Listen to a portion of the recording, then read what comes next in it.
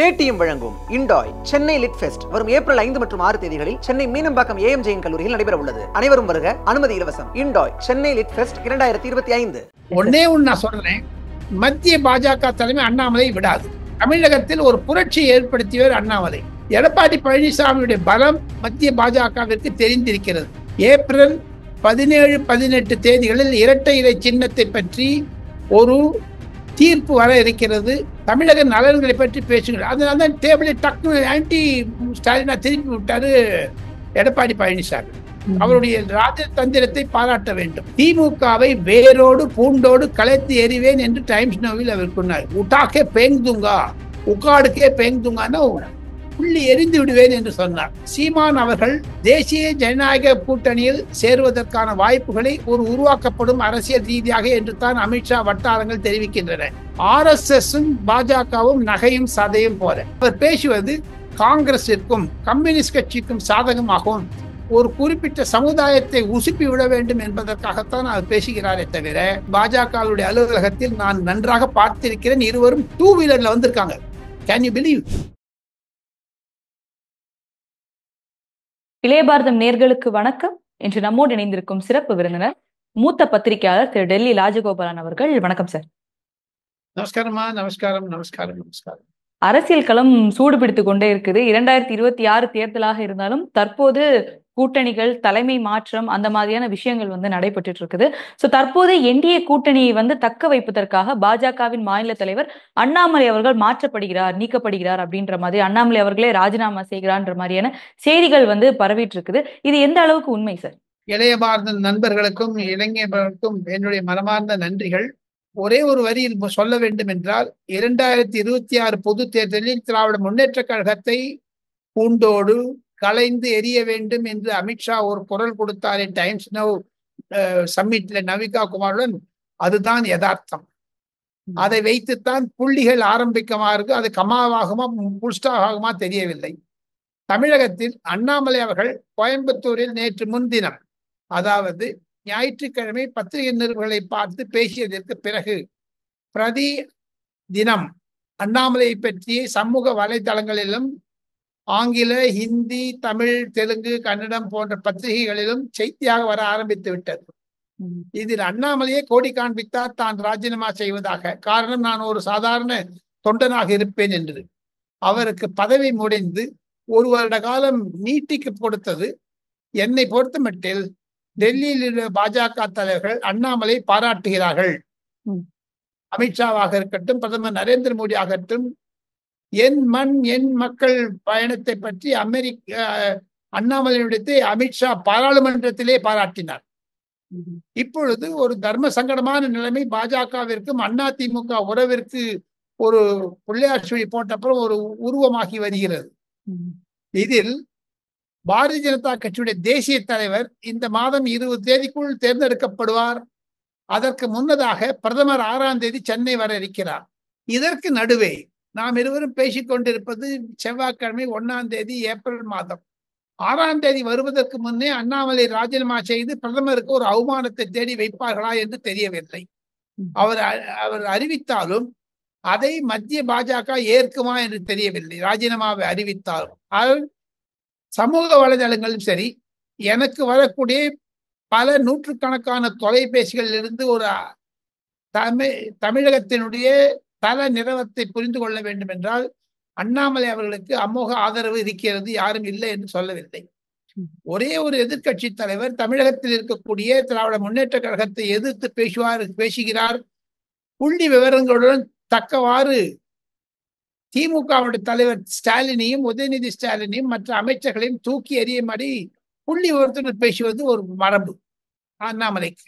இதில் ஒரு குழப்பம் என்ன என்று கேட்டால், அண்ணாமலை இன்று சில செய்தி பத்திரிகைகளில் இருந்து பார்க்கும் பொழுது, நான் ராஜினாமா செய்கிறேன், ஆனால் எடப்பாடி பழனிசாமி முதலமைச்சராக்க கூடாது என்ற ஒரு நிபந்தனை வைத்திருக்கிறார் என்று, அது அமித்ஷாவிற்கு கோபம் வந்து விட்டதாக கேள்விப்படுகிறது. எது இருந்தாலும் அஞ்சு, ஒன்னே நான் சொல்றேன், மத்திய பாஜக தலைமை அண்ணாமலை விடாது.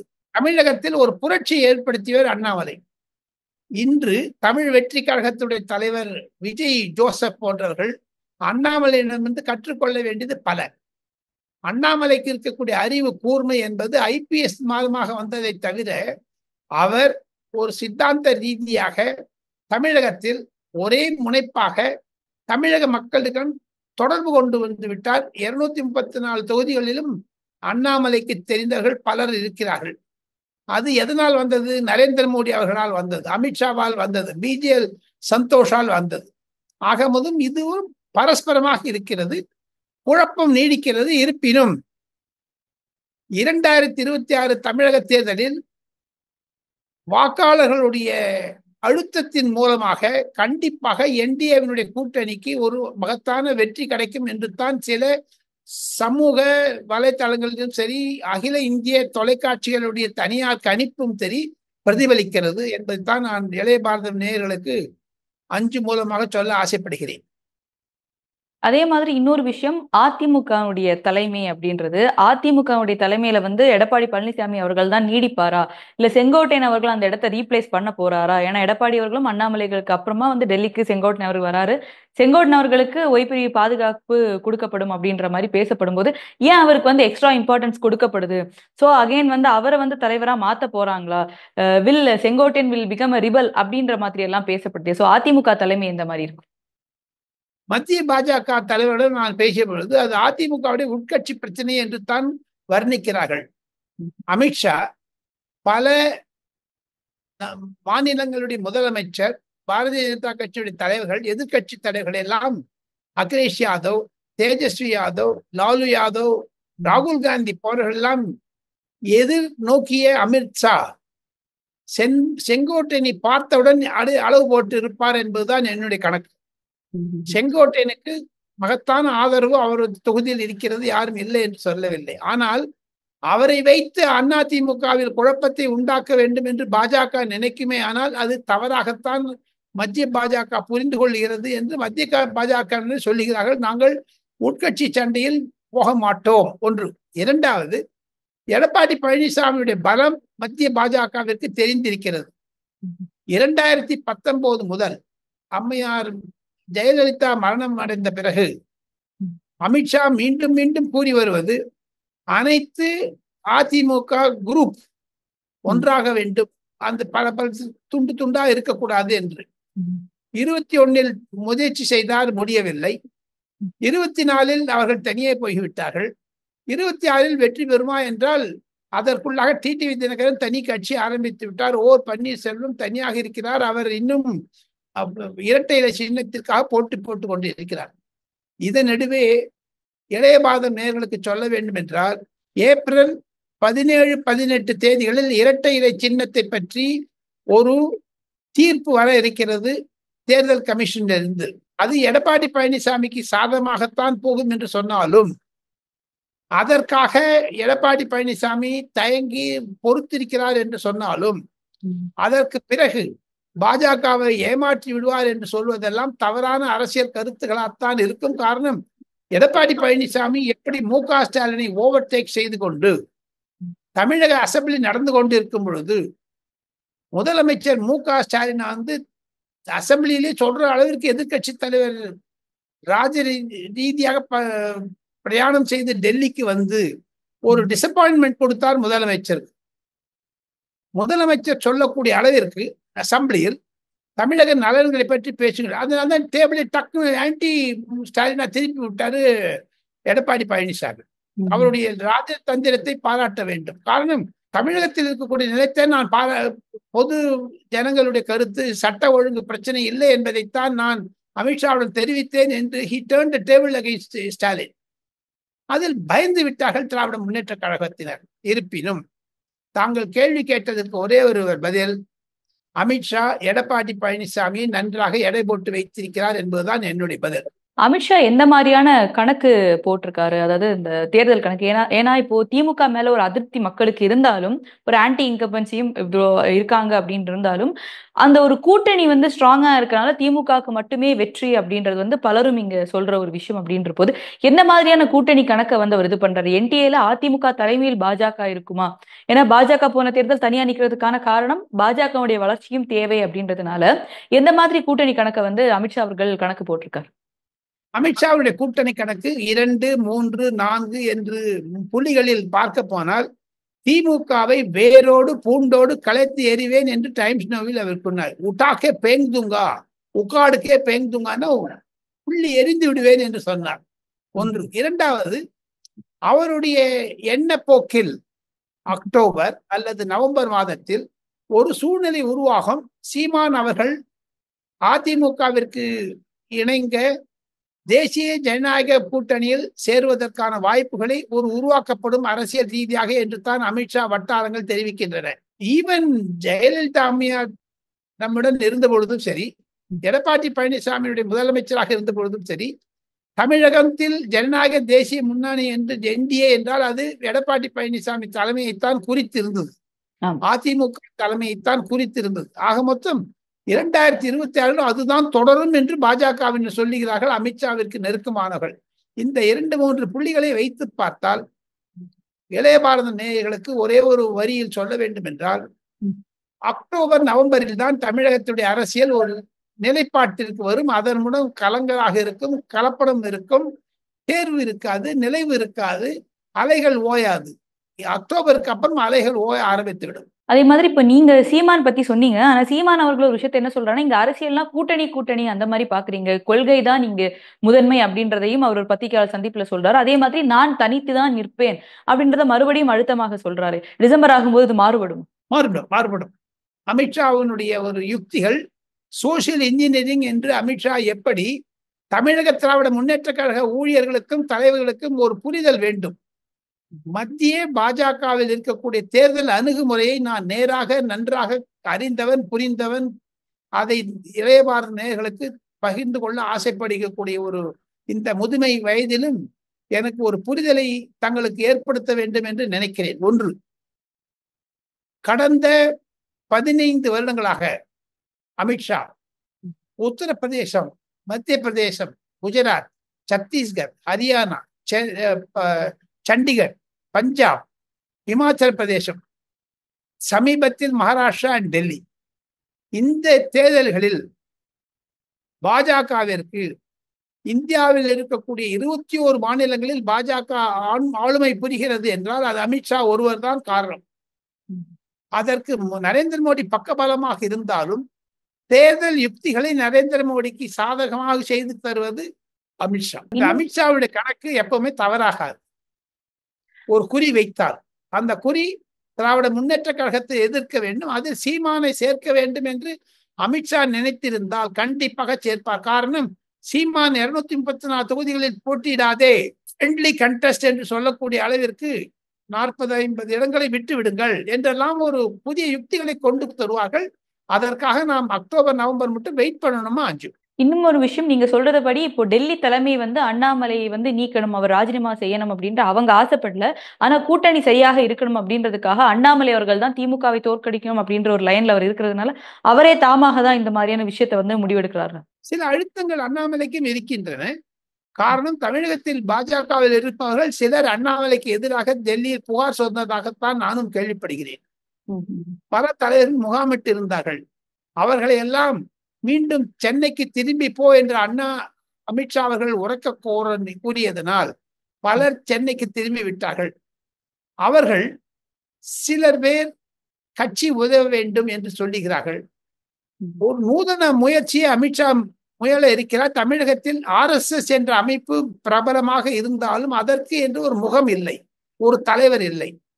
அந்த தலைவரை உருவாக்கும் வரை அண்ணாமலையை உபயோகப்படுத்தினார்கள். அதில் பல எதிர்நோக்குகளை அண்ணாமலை சந்தித்தார். இருப்பினும் அண்ணாமலைக்கு இருக்கக்கூடிய தர்ம சங்கடமான நிலை, கட்சியிலேயே அவருக்கு எதிர்ப்பு இருப்பதாகத்தான் கட்சிக்காரர்களே தனிப்பட்ட முறையில் சொல்லுகிறார்கள். அதுதான் அவருக்கு எதிராக போகிறது. இருப்பினும் மத்திய பாஜக கண்டிப்பாக ஒரு ஒரு பிம்பத்தை உருவாக்கி தந்திருக்கிறார்கள். தமிழகத்தில் பாஜகவை ஒரு பேச்சு பொருளாக்கி அதிமுகவும் பாஜகவிடம் பயப்படுகிறது, திமுகவும் பாஜகவிடம் பயப்படுகிறது. பாஜகவை 2வது 3வது நிலைக்கு கொண்டு வந்து விட்டது அண்ணாமலையுடைய ஒரு பெருமை. இருப்பினும் அண்ணாமலையும் தனக்கு ஏற்ப சில செய்திகளையும் சில உள்கட்சி விஷயங்களையும் பரப்புவதை சில பாரதிய ஜனதா கட்சியினர் எதிர்க்கின்றனர் தமிழகத்தில். அது வெளிப்படையாக உண்மையாகத்தான் இருக்கிறது.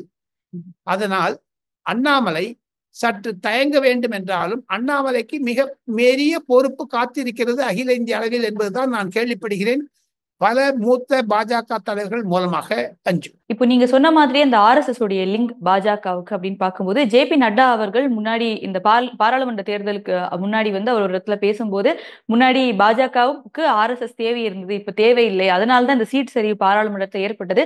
பின்பு அவர் வந்து ஆகஸ்ட் மாசம் பாலக்காடுல பேசும்போது அதை வந்து காம்ப்ரமைஸ் பண்ணிட்டாங்க RSSம் பாஜகவும். ஸோ அதனால தான் ஹரியானா போன்ற இடங்கள்ல, டெல்லி போன்ற இடத்துல இவ்வளவு வருஷத்துக்கு அப்புறம் பாஜக வந்ததுக்கான காரணம் அப்படின்னு சொல்லும்போது நேற்று மோடி அவர்கள், நேற்றுல 2 நாட்களுக்கு முன்னாடி மோடி அவர்கள் RSS அதனுடைய அந்த விழாவுக்கு வந்து பங்கேற்கிறாரு. அதுல 2 விஷயங்கள் சொல்லப்படுது. மோடி வந்து வேலை பார்த்தது போடும் பிரதமராக, அவர் வந்து பிரதமர் பதவி விலக போறாரு அப்படின்ற ஒரு விஷயம். அதே மாதிரி RSS இருந்து ஒரு தலைவரை வந்து தேசிய தலைமைக்கு வந்து மாற்ற போறாங்க அப்படின்ற 2 விஷயம் சொல்லப்படுது. தவறான கருத்துக்கள். இளைய பாரதம் நேயர்களுக்கு புரிதலை உண்டாக்க வேண்டும் என்றால் RSSம் பாஜகவும் நகையும் சதையும் போல, அதை மாற்ற முடியாது. பிரதி தினம் நரேந்திர மோடி அவர்களும் RSS உடைய தலைவர் மோகன் பாகவத் அவர்களும் தங்களுடைய கருத்துக்களை பொதுவாக இன்டர்மீடியட்ஸ் மூலமாக பகிர்ந்து கொள்கிறார்கள். பாஜகவுடைய அரசாங்கம் இன்று 3வது முறையாக அகில இந்திய அளவில் தேர்ந்தெடுக்கப்பட்டு 65-70 கோடி வாக்குகளை பெற்றார் என்றால் அது RSS அமைப்புக்கு கிடைக்க ஒரு சிறப்பு அம்சம். RSSம் பாஜகவும் பிரிக்க முடியாத ஒன்று, நரேந்திர மோடியை பிரிக்க முடியாத ஒன்று. RSS இந்த சமயத்தில் நரேந்திர மோடியை விடமாட்டார்கள். காரணம், அகில உலக அளவில் இந்தியாவுடைய பொருளாதாரத்தை 3வது இடத்திற்கு கொண்டு வந்தது நரேந்திர மோடியினுடைய ஆளுமை. அதற்கு நிர்மலா சீதாராமன், அருண் ஜேட்லி போன்றவர்கள் பயனுள்ளதாக இருந்திருக்கிறார்கள். தவிர அகில உலக அளவில் நரேந்திர மோடி விஸ்வகுரு என்று பெயர் எடுத்து உக்ரைனுடைய சண்டைகளும் இஸ்ரேலில் இருக்கக்கூடிய காசா ஸ்ட்ரிப் போன்ற இடங்களிலும் அகில உலக பிரச்சனையை புரிந்து கொண்டு RSS ட்ரைனிங்னால்தான், பயிற்சினால்தான் அவருக்கு இது மாதிரியான ஒரு யுக்திகளை கண்டுபிடித்து வருகிறார். ட்ரம்ப் வெற்றிக்கு பிறகு அகில உலக அளவில் நரேந்திர மோடியை பார்த்து பேச வேண்டும் என்ற அளவிற்கு அவருக்கு அழுத்தம் தனக்குத்தானே கொடுத்தது RSS பேக்கப் தான். இல்லை என்றால் அவர் RSSக்கு அவருடைய வாழ்க்கையை 3 பாகங்களாக பிரித்து கொண்டால் முதல் 15-20 வருடங்கள் அவர் RSS பிரச்சாரகராக இருந்திருக்கிறார். அடுத்த வாட்டி ஒரு 3-4 பாஜக தலைவரிடம் பொதுச் செயலாக இருந்திருக்கிறார். அடுத்து 3வது 15-20 வருடங்கள் பிரதமராகவும் முதலமைச்சராகவும் இருந்திருக்கிறார். ஆக மொத்தம் நரேந்திர மோடியினுடைய 50 ஆண்டு கால பொது வாழ்க்கையில் பாஜகவினுடைய சித்தாந்தம், ஹிந்துத்வா, ராமர் கோவில், ஆர்டிகல் 370, ட்ரிபிள் தலாக் போன்றவைகளை எல்லாம் வெற்றிகரமாக செய்து முடித்து காண்பித்து RSS இடம் புகழ் பெற்றது நரேந்திர மோடியினுடைய அரசாங்கம் தான். வாஜ்பாய் அரசாங்கம் கூட கிடையாது. ஆக மொத்தம் பாஜகவிற்கு எதை மாதிரியான தலைவர் வேண்டும் என்று RSS சொல்ல வேண்டிய அவசியமே கிடையாது. பாஜக வளர்ந்த கட்சி. RSS ஒரு பேக்கப் இருக்கத்தானே, ஆனால் பிரச்சனைகள் இருக்கத்தான் இருக்கும். அதை பேச்சு ரீதியாக சமாதானப்படுத்தி கொண்டு விடுவார்கள். என்ன மஞ்சு, ஒன்னு கேட்கிறேன், உங்க வீட்லயும் சண்டை இருக்கு, எங்க வீட்லயும் சண்டை இருக்கு, அதெல்லாம் உங்க பெரியவங்க எல்லாம் வந்து நடுவில் இருந்து எடுத்து விட்டுறாங்க, சால்வ் பண்றாங்க. அதே மாதிரி பாரதிய ஜனதா கட்சியில் உள்கட்சி பிரச்சனை இருந்தால் அவர் செயல்பாடு. நரேந்திர மோடி 75 வருடத்தில் விடுவார் என்று சஞ்சய் ரவுத், சிவசேனாவினுடைய பேச்சாளர், ஒரு உணர்வாக மாண்புமிகு பஃபூன், அவர் வந்து கோமாளி, அவர் பேசுவதெல்லாம் இளைய பாரதத்தில் விவாத பொருளாக்குவது நல்லது இல்லை என்றுதான் என்னுடைய கருத்து. காரணம், பாஜகவுடைய வளர்ச்சி, RSS வளர்ச்சியை நான் 1977 நேராக கண்டவன் டெல்லியில். சஞ்சய் ரவுத் போன்ற உளறுவாய்களை ஊக்குவிக்க கூடாது என்பதுதான் என்னுடைய சித்தாந்தம். காரணம், அவர் பேசுவது காங்கிரசிற்கும் கம்யூனிஸ்ட் கட்சிக்கும் சாதகமாகவும் ஒரு குறிப்பிட்ட சமுதாயத்தை உசுப்பி விட வேண்டும் என்பதற்காகத்தான் அவர் பேசுகிறாரே தவிர சஞ்சய் ரவுத் பேசியதில் ஒரு விதமான ஒரு இல்லை. அதற்கு தேவேந்திர பட்னவிஸ் 2029 நரேந்திர மோடி தான் எங்களுக்கு பிரதமர் என்று சொன்னார். நேருவினுடைய 4வது முறையாக அவர் பிரதமராக தேர்ந்தெடுக்கப்பட்ட பிறகு, நரேந்திர மோடியினுடைய ஆளுமையை பார்த்த பிறகு, ஒருவேளை சஞ்சய் ரவுத் அரசியலில் இருந்தாரே ஆனால் அவர் பாராட்டுவார் என்று தான் நான் நினைக்கிறேன். காரணம், சஞ்சய் ரவுத் இருக்கிற இடமே தெரியல. சிவசேனா உத்தவ் தாக்கரே எங்க இருக்காருன்னே தெரியல. அப்படி நசுக்கி விட்டாங்க. நம்ம நான் சின்ன பையனா இருக்க மூட்டை பூச்சி நெசுக்குவான்னு சொல்றாங்க. மூட்டை பூச்சி அப்படி நெசுக்கி விட்டார். மகாராஷ்டிரா அரசியலில் சஞ்சய் ரவுத் என்பவர் ஒரு அரசியல் பிச்சை எடுக்க வேண்டிய நிலைமையில் இருக்கக்கூடியவர் அவர். காரணம், அவரை பற்றி பேசுவது சரியாகாது என்று தான் நான் நினைக்கிறேன். அவருடைய கருத்துக்கள் எல்லாம் ஒரு கேலி கூத்தாக இருக்கிறது என்று தான் நான் கருதுகிறேன், என்னுடைய அரசியல் ரீதியாக. அடுத்த பாஜக தேசிய தலைவர் யார் அப்படின்ற ஒரு விஷயம் பேசப்படும் போது புரந்தேஸ்வரி அவர்கள், இந்த மாதிரி பல பேர்கள் வந்து அடிபட்டது. ஆனா இப்ப வந்து RSS இருந்தவர் ஹரியானாவுடைய முன்னாள் முதல்வராக இருந்த மனோகர்லால் கத்தர் வந்து அந்த இடத்துக்கு வந்து சரியாக இருப்பார். அவரை தான் வந்து அடுத்த தேசிய தலைவராக வந்து ப்ரொக்ளைம் பண்ண போறாங்க அப்படின்னு சொல்லப்படுது. RSS பின்னணி மனோகர்லால் கட்டருக்கு நன்றாக அறிவார். மனோகர்லால் கட்டரையும் நரேந்திர மோடி அவர்களையும் 1995, 96, 97, 99 வருடங்களில் டெல்லியில் 9 அசோகா ரோடு என்ற இடத்தில் பாஜகவுடைய அலுவலகத்தில் நான் நன்றாக பார்த்திருக்கிறேன். இருவரும் 2 வீலர்ல வந்திருக்காங்க. Can you believe? 2 சக்கர வாகனங்களில் ஓட்டி வந்தது நரேந்திர மோடி அவர்கள் அந்த 2 வீலரை பார்க் பண்ணும்போது நான் கண்ணால பார்த்திருக்கேன். ஆக மொத்தம் மனோகர்லால் கட்டர் ஒரு உண்மையான தேர்வு.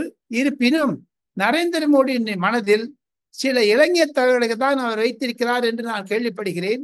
வரக்கூடிய 10-15 நாட்களுக்குள் பெங்களூரில் நடக்கக்கூடிய பாரதிய ஜனதா கட்சியுடைய தேசிய குழுவில் கண்டிப்பாக JP நட்டா அவர்களுக்கு அடுத்ததாக யார் வருவார் என்று தெரிந்துவிடும். பூபேந்தர் யாதவ், தர்மேந்திர பிரதான் போன்றவர்கள் பெயரும் அடிபடுகிறது என்று நான் சொல்லுகிறேன். சார், எங்களோட இணைந்து பல்வேறு கருத்துக்களை பகிர்ந்தமைக்கு ரொம்ப நன்றி சார்.